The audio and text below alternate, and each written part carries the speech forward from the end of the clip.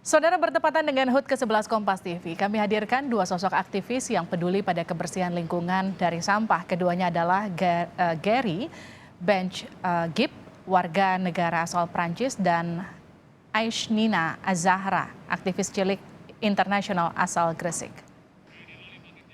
Here in Ubud, in one of the worst rivers I've ever seen on Bali. You know, the entire trees are clogged with plastics, bamboos. See the roots? It's all plastic. In the rainy season, these waterways that go through central Ubud. Ini yang dilakukan Gary Bench-Gibb, warga negara Perancis yang merupakan pendiri komunitas Sungai Watch. Aktivis lingkungan asal Perancis yang menetap di Bali kerap menyusuri sejumlah sungai-sungai di Indonesia untuk membersihkan sampah. Upaya Gary membersihkan sampah menyusuri Sungai Citarum pada 2017 sempat viral di media sosial. Aksi Gary pun mendapatkan respon dari Presiden Joko Widodo. You will see that Citarum River in 7 years will be the cleanest river. Kecintaan dan dedikasinya untuk kebersihan sungai di Indonesia tak diragukan lagi karena Gary sudah tinggal 20 tahun di Indonesia. Gary, luar biasa apa yang Anda lakukan, warga Prancis, tapi Anda mendedikasikan diri untuk sungai di Indonesia. Kenapa? Terima kasih banyak. Saya sudah beberapa tahun di Indonesia, ada 20-an tahun. Dan lihat mungkin perubahan dari waktu saya masih kecil. Dari umur 9, sungai dan pantai tidak seperti yang dulu. Sekarang Indonesia punya beberapa sungai yang paling kotor di dunia. Berarti kita harus menjaga semua sungai. Apa sungai paling kotor di dunia? Di Indonesia? Yang tahun 2017 itu adalahnya Sungai Citarum. Dan ini sejumlah contoh sungai yang telah dibersihkan oleh komunitas Sungai Watch. Yang sebelumnya kotor, kini terbebas dari sampah. Bukan hanya Gary, satu lagi pecinta lingkungan yang peduli pada kebersihan lingkungan adalah remaja asal Gresik, Jawa Timur, Aishnina Azahra. Aishnina yang akrab dipanggil Nina, sempat bergabung dengan aktivis internasional menyuarakan kampanye lingkungan hidup. Apakah Nina yakin suara Nina, si anak kecil ini yang masih duduk di kelas 3 SMP ini, bakal bisa mengubah dunia? Iya, saya yakin sekali suara anak muda ya, suara generasi muda itu lebih mendapat banyak perhatian, lebih mendapat lebih diperhatikan gitu sama publik. Nah, buktinya orang tua saya sebagai aktivis bertahun-tahun, berpuluh-puluhan tahun melakukan aksi, protes, menggugat, tapi masih tidak dipedulikan. Aksi tersebut dilakukan pada 2021 saat konferensi perubahan iklim di Skotlandia. Pada Februari 2002 lalu, Aishnina juga bersuara mengirimkan surat kepada Presiden Joko Widodo. Aishnina meminta pemerintah membuat aturan yang tegas mencegah masuknya sampah impor. Aksi kepedulian tak terbatas dari kewarganegaraan, namun rasa kepedulian atas bumi sebagai tempat tinggal menjadi penggerak bersama demi melestarikan masa depan lingkungan Indonesia. Tim Liputan Kompas TV. Bertepatan dengan HUT Kompas TV yang ke-11, hari ini kami hadirkan keduanya adalah Gary Bench-Gibb, warga negara asal Prancis, dan Aishnina Azahra, aktivis cilik internasional asal Gresik, dan bersama dengan Dirjen Pengendalian Pencemaran Kementerian Lingkungan Hidup, Sigit Reliantoro. Pak Sigit, Gary, dan juga Aishnina, apa kabar? Sehat semuanya? Alhamdulillah sehat. Alhamdulillah sehat. Oke, saya ke Aishnina dulu. Aishnina, Anda tergolong sangat muda untuk peduli terhadap lingkungan. Siapa yang ngajarin Anda dan bagaimana kemudian Anda bisa begitu aware dengan lingkungan, tentang kebersihan lingkungan? Ya, jadi apa yang membuat saya aware, apa yang membuat saya tergerak adalah ya karena memang muncul rasa kepedulian dalam diri saya. Karena saya juga merasakan sendiri, dulu waktu saya masih sangat kecil, saya masih bisa berenang di sungai yang sangat indah, sangat bersih, bebas dari pencemaran plastik.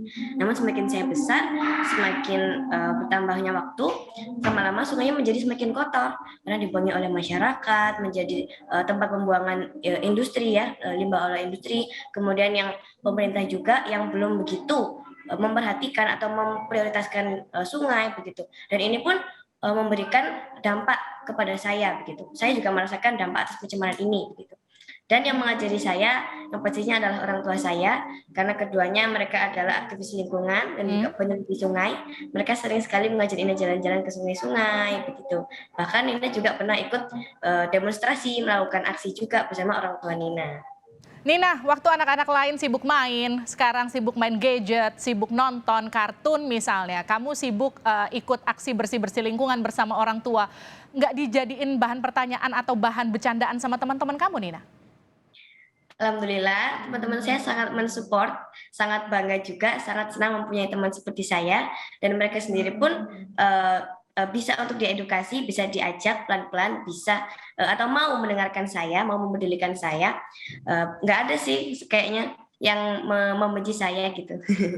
Nggak dijadiin bahan olok-olokan ya, Nina nggak mau main, sibuknya bersih-bersih gitu, enggak ya? Justru mereka ikut bergabung bersama Nina untuk ikut aksi bersih-bersih ya?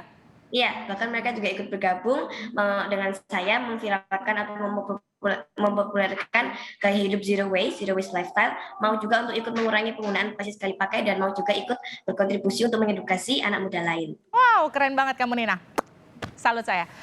Saya mau ke Gary dulu. Gary, sudah berapa banyak sungai di Indonesia yang kamu ikut bersihkan? Ya, terima kasih. Halo Ina, apa kabar? Hai, apa kabar? Kabar baik. Kita sih lebih fokus ke daerah Bali untuk bersihin sungai di sini. Cuma kemarin waktu sungai pertama yang kita turun, yang sangat kotor itu adalah Sungai Citarum di Jawa Barat. Berarti di Bali sih hampir lebih dari 200 sungai yang kita sudah mulai bersihkan. Oke, Gary, sungai yang paling kotor menurut kamu Citarum. Citarum ini kan sempat menarik perhatian Presiden Jokowi ketika aksimu bersih-bersih Citarum ya, Gary ya. Ini sekarang bagaimana kondisinya menurutmu, Gary? Sudah jauh lebih bersihkah dari terakhir kau ke sana? Betul sekali, jauh lebih bersih, apalagi airnya sekarang tidak lagi kotor dan hitam seperti tahun 2017 waktu kita nyemplung. Tetapi beberapa bulan yang lalu airnya lagi mulai jadi merah dari industri tekstil mungkin, yang kotoran-kotoran air limbah dari beberapa perusahaan. Berarti kita harus masih sangat dorong ketika kalau kita mau bersihkan sungai itu bukan cuma satu kali, harus ada systematic change yang biar semua sungai sih bisa lagi kembali ke dulu, seperti dulu. Oke, Gary, Anda warga negara asal Prancis, betul ya? Betul. Anda peduli dengan lingkungan Indonesia, khususnya sungai. Saya jadi warga negara Indonesia yang justru tidak punya kepedulian seluar biasa Anda. Harusnya saya malu. Tapi artinya begini, apa yang harus kita perbuat bersama biar lingkungan saya, lingkungan Indonesia, negara saya, jauh lebih bersih nantinya? Jangan sampai malu, itu mungkin agak mindsetnya. Itu jangan sampai malu. Ini masalah plastik, polusi, sampah plastik, apalagi polusi lingkungan. Itu bukan masalahnya Indonesia saja, tapi masalahnya dunia. Kalau ada satu, mungkin contoh seperti ini, kalau ada plastik yang keluar dari muara sungai di Indonesia, dia bisa timbus ke Perancis atau ke luar negeri atau ke Amerika. Dan juga kalau ada sampah plastik yang keluar dari muara Amerika, dia juga bisa menuju ke Bali. Sampai kita bersihin di Alas Purwo kemarin di Jawa Timur, kita ketemu sama beberapa plastik dari Malaysia dan dari Australia yang datang ke Indonesia. Kita bisa mulai sendiri untuk mengurangi sampah plastik dari diri sendiri sih. Semua bisa bergabung biar Indonesia lagi indah. Sulit untuk memulai, tapi bukan berarti tidak mungkin bisa untuk mulai menjaga lingkungan dari diri sendiri, begitu kira-kira ya, Gary. Gary, ini sudah bersama kita di sini, ini ada Pak Sigit, perwakilan dari pemerintah, dari Kementerian Lingkungan Hidup. Apa masukan untuk pemerintah, Gary? Kita harus lebih berkolaborasi. Ini ada tahun yang sangat luar biasa sih, G20. Berarti untuk semua pihak pemerintah, kita harus bersinergi kan, biar kalau ada beberapa presiden dari luar negeri sih, Indonesia bisa jadi bersihkan, apalagi Bali, yang dimanapun ada beberapa masih TPA ilegal dan beberapa sampah di sungai di sekitarnya, kita harus dorong sekali. Ini cuma punya beberapa lagi bulan, beberapa lagi minggu sebelum semua presiden mau datang. Berarti sangat-sangat harus dorong, sangat-sangat optimis biar kita bisa bersihin Bali sebelum G20. Oke, Pak Sigit, tanggapannya Pak Sigit. Ada 2 orang yang luar biasa peduli terhadap lingkungan kita nih Pak Sigit. Pertama-tama terima kasih dan apresiasi yang luar biasa buat Nina yang masih kecil sudah menunjukkan kepeloporannya, dan juga ke Pak Gary Pak Gary ya yang menunjukkan semangatnya tidak hanya untuk Indonesia tapi juga untuk seluruh dunia. Dan kita memang menggunakan kalau ada 2 pendekatan sebetulnya yang bisa diceritakan. Kalau yang Citarum setelah Pak Gary datang, kan memang pemerintah langsung membentuk Satgas. Jadi pendekatannya memang pendekatan yang apa istilahnya menggunakan tentara, menggunakan bantuan dari instansi untuk memperkuat. Tetapi di Citarum kita juga mempunyai cerita yang berbeda. Kami lebih memperkuat masyarakat. Jadi ada komunitas-komunitas, ada lebih dari 48 komunitas yang sebetulnya kita sebut sebagai patroli sungai. Jadi mereka itu membuat semacam wisata arung sungai yang yang diajak arung itu punya kewajiban untuk ngambil atau mulung sampah istilahnya. Nah, ini yang pola-pola seperti ini juga memberikan hasil yang bagus. Di Sungai Citarum kita lihat sampahnya juga udah mulai turun dengan bagus. Kemudian kualitas airnya juga menunjukkan perbaikan yang luar biasa. Kalau yang di Ciliwung itu sudah mulai dari hasil upaya teman-teman di komunitas dan pemerintah daerah muncul spesies-spesies endemik yang dulu nggak ada, seperti udang, seperti kura-kura yang dulu sudah mulai punah, sekarang sudah mulai bisa ditemukan di beberapa spot di daerah Depok, di daerah Jakarta agak ke atasnya Depok. Oke, Pak Sigit, kalau tadi dorongan dari Gary, ayo kita percepat aksi bersih-bersih lingkungan, khususnya sungai di kawasan Bali menjelang G20? Iya, sebetulnya kami sempat, meskipun tidak saya langsung, tapi dari teman-teman di P3E Bali sempat kontak juga dengan Pak Gary, terutama kita ada satu spot yang di dekat mangrove itu yang mau kita perbaiki gitu. Jadi kalau menurut saya memang nanti kita akan tindak lanjuti lagi.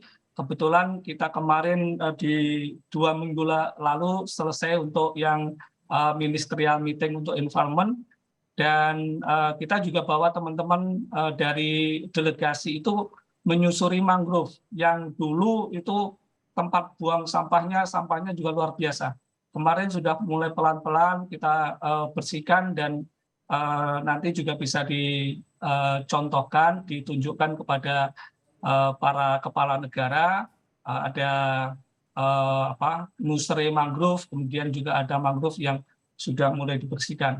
Dan juga upaya dari pemerintah daerah yang sudah mulai menutup TPA, kemudian menggantikan konsep dengan TPS 3R, kemudian pilah sampah, kemudian reduksi di tempat sampah juga sudah mulai menunjukkan hasil yang cukup signifikan. Oke, Gary, pemerintah Indonesia itu cukupkah mudah atau karakternya cukup mudahkah untuk diajak kerjasama terkait dengan kebersihan lingkungan, bagaimana kemudian aksi-aksi sosial yang juga terkait dengan aksi bersih-bersih lingkungan? Ya sih, harus sinergi total. Jangan sampai kita kerjakan sendiri. Ini seperti kita di Yayasan Sungai Watch. Kita cuma yayasan yang sangat kecil. Kita perlu beberapa lagi seratusan yayasan yang bisa ikutin perang sampah, perang ini yang biar Indonesia lagi bisa bersih. Tetapi tetap harus koordinasi dengan teman-teman dari pemerintah, dari Pemda, dari biar bisa dorong. Dan mungkin ada satu mimpi saya, jangan sampai kita pikir G20 dulu. Harus juga ada long term vision biar setelah G20 kita harus tetap jaga semua sungai yang ada di Indonesia. Kalau Citarum sih itu sudah jadi cerita internasional yang beberapa pemerintah dari luar negeri sudah punya beberapa inspirasi untuk buat seperti Citarum Harum. Sekarang kita apakah kalau bisa replikasi Citarum Harum di beberapa sungai yang lain seperti di Ciliwung udah mulai aksi dan di beberapa sungai yang lain. Oke, Pak Sigit bisa nggak Pak Sigit begitu Pak Sigit? Ini dibuat long term, nggak cuma dadakan aja karena memang kita mau ada G20 atau nanti mau ada event tertentu begitu. Jadi memang aksi dan semangatnya itu continue jangka panjang. Betul, memang pendekatannya memang seperti yang disampaikan Pak Gary, memang harus kolaborasi. Soalnya kalau dari segi pemerintah mungkin yang setiap hari untuk mengurusi sungai itu mungkin tidak ada. Tapi kalau dari komunitas yang juga membantu untuk jadi ada di cerita-cerita teman-teman itu memfoto orang yang di jembatan membuang sampah dan kemudian disampaikan sanksinya sanksi sosial dimuat di di Facebooknya atau juga dilaporkan ke pemerintah daerah. Jadi pola-pola kolaborasi itu seperti itu juga sudah kita lakukan. Misalnya yang tadi gerakan bersih-bersih pasti juga butuh truk sampah dari pemerintah daerah untuk ngangkut ke tempat penimbunan atau untuk composting. Nah, kalau ya pola-pola itu sudah mulai dilakukan gitu. Tapi mungkin barangkali yang tadi seperti yang disampaikan Pak Gary perlu 100 lebih upaya-upaya yang seperti itu. Nah, ini yang kita belajar nanti dari Pak Gary, kita juga belajar dari yang sudah ada di G20, Citarum Harum, dan lain sebagainya. Kemudian di Ciliwung, pendekatan-pendekatan dari top down atau dari bottom up itu yang akan dikombinasikan. Oke, Nina, perhatian pemerintah untuk para aktivis lingkungan itu sudah cukup belum untuk mensupport kegiatan kalian misalnya untuk aksi bersih-bersih sungai salah satunya misalnya? Menurut saya memang pernah mengikuti, membantu kita untuk melakukan kegiatan, melakukan aksi-aksi, tapi menurut saya responnya kurang nyata karena saat saya misalnya menuliskan surat atau saat komunitas saya melakukan demonstrasi itu memang dibalas tapi tidak ada aksi nyata, itu yang kurang. Gak ada aksi nyata artinya nggak ada respon lebih lanjut begitu Nina?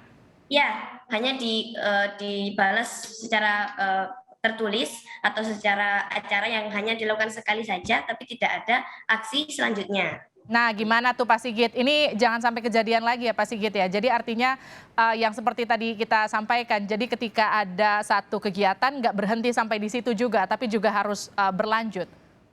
Ya, jadi memang ini salah satu ciri dari kerusakan lingkungan atau pencemaran. Biasanya kalau membuat pencemaran itu cepat gitu. Tapi begitu dia tercemar perlu waktu yang lama untuk melakukan rehabilitasi dan restorasi. Nah, ini yang tadi tidak gampang begitu saja misalnya mengambil sampah atau plastik yang sudah tergenang di Sungai Berantas. Jadi perlu upaya yang lama, koordinasi yang lama gitu. Jadi karena memang sungai juga banyak sekali instansi-instansi yang menangani. Nah, itu yang kadang-kadang dianggap tidak respon gitu. Padahal sebetulnya seperti yang sudah disampaikan di Citarum, itu juga kita merespon gitu. Tapi memang kapasitas pemerintah daerah, kemudian itu juga akan sangat berbeda sama sekali. Tapi sebetulnya tadi karakteristik lingkungan adalah kalau dia sudah rusak, perlu waktu lama untuk bisa melakukan restorasi. Nah, itu yang kadang-kadang tidak responnya dianggap lama. Oke, Nina dan Gary,